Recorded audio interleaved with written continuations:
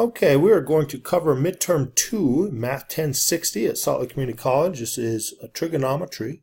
This was a little bit low of an average, so I wanted to make sure to show you everything that I can in a video format so that you do better on the final. So let's work this key out. So starting, rewrite the quantity as algebraic expressions of x. Now, first off, this is kind of an unusual instruction. Algebraic means algebra, add, subtract, multiply, divide, and variables.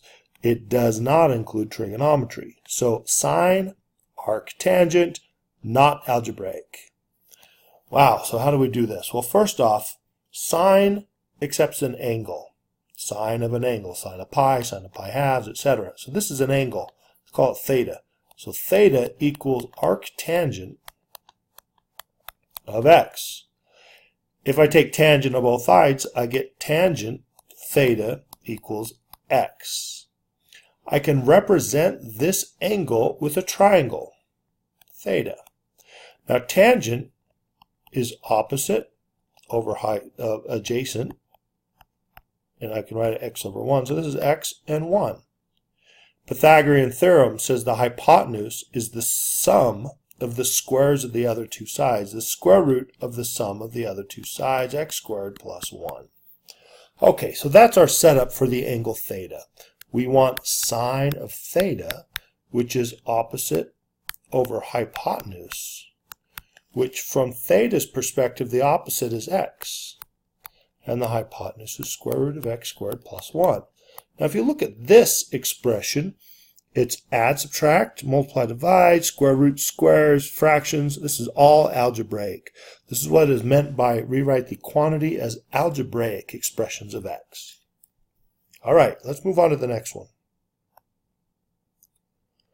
Find all values of theta in 0 to 360 that satisfy the equation cosine theta equals 1/2. So we're talking about degrees, so a degree answer is appropriate. Where is cosine 1/2? That's at 60 degrees. Now all students take calculus, also positive at 300 degrees. That's it. So this is a matter of knowing your unit circle and your angles, and that's that. Let's move on. So this is for problem 3 and 4. Find the exact value of the expressions in degrees. Arctangent, square root of 3 over 3. So first off, arctangent lives between negative pi halves, all values of arctangent, and pi halves. So we're looking for an angle between negative 90 and positive 90, or negative pi halves and positive 9 halves. Now I happen to know from the unit circle, and I hope you do too, tangent of 30 degrees is square root of 3 over 3. And 30 degrees, funny, I wrote in degrees. Let's change this to be 90 degrees also. And so our answer of 30 degrees fits within where arctangent lives. So the answer is just 30 degrees. Okay, know the unit circle. Arcsecant. Okay, we can change to arc cosine, which might be a little more recognizable by flipping the inside. You can also write this as square root of 2 over 2. Now, where does arc cosine live? Arc cosine lives between 0 and 180 degrees. If you think about it, all students take calculus. In the first quadrant, sine or cosine is positive. In the second quadrant, cosine is negative. So that accompanies a positive and a negative answer, which is what we get when we do arc cosines. Where it's negative is in the second quadrant, where sine is positive. So now, where is arc cosine? 1 over square root of 2, that is pi fourths, so 45 degrees. And the negative puts us in the second quadrant, so essentially 45 degrees, quadrant 2, that gives us 135 degrees. So the 45 degrees is the reference angle, And in quadrant 2, that's 135. So we're looking at that value right there. All right.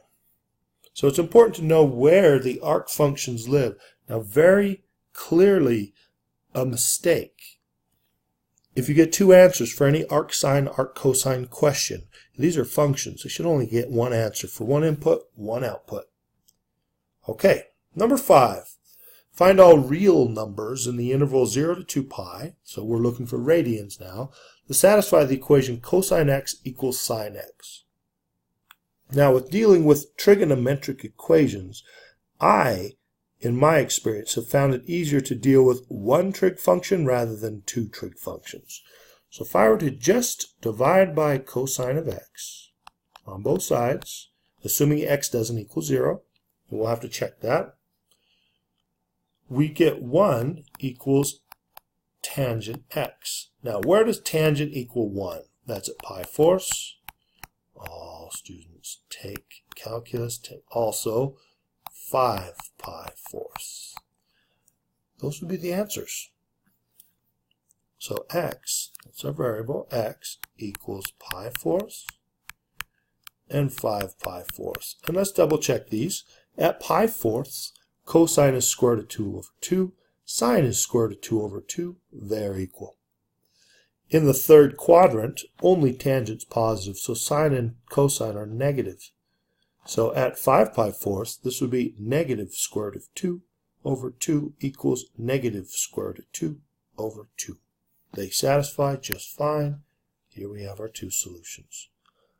Okay, that completes part 1 of this midterm. Next up is part 2 in a second video. Hope this helps.